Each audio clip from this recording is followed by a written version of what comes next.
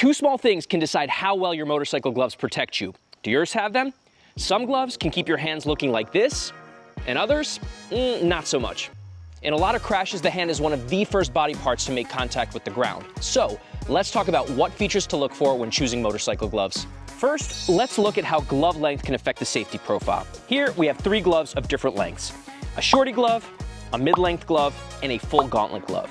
Short gloves are comfortable for street riding and are often cooler in hot temperatures, but they're typically lightweight with smaller Velcro closures. In a crash and slide, you run the risk of your gloves falling off, exposing your hand to the pavement.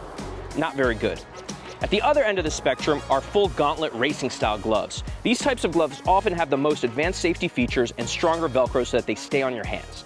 This glove fastens in 2 places to keep it secure, but gauntlet gloves are usually more expensive.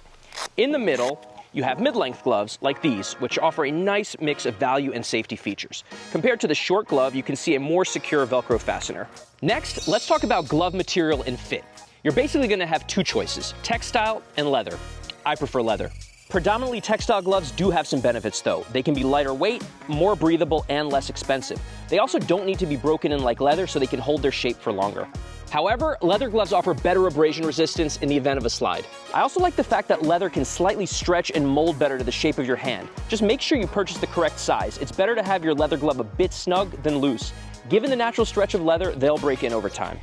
What about these knuckle protectors? A lot of people will tell you they're just for show. Squids will tell you they're for car mirrors. CE2 guidelines will tell you that knuckle protection is required for certification. You're probably not going to land directly on your knuckles during a crash, but knuckle protectors do offer increased abrasion and impact resistance. It can also protect your hand from stones and other debris if you're riding behind cars. There's also a few subtle features that can make a huge difference in glove safety. Take a look at these 2 gloves and see if you can tell what those features are. They're both lightweight summer gloves made from a mix of textile and leather materials. This one is a bit longer than this one, as we discussed earlier. They both have carbon knuckle protectors. But the first difference is the pinky tether. Pinkies are the most commonly injured fingers in a crash, and it's a big deal because they play a huge role in grip strength and directly oppose the thumb. If you were ever held hostage and had to choose which finger to lose, never choose the pinky. Go with the index or middle finger on your non-dominant hand. A pinky tether limits how far your pinky can move, decreasing the risk of injury. Just look at how much less your pinky moves with these gloves compared to these gloves.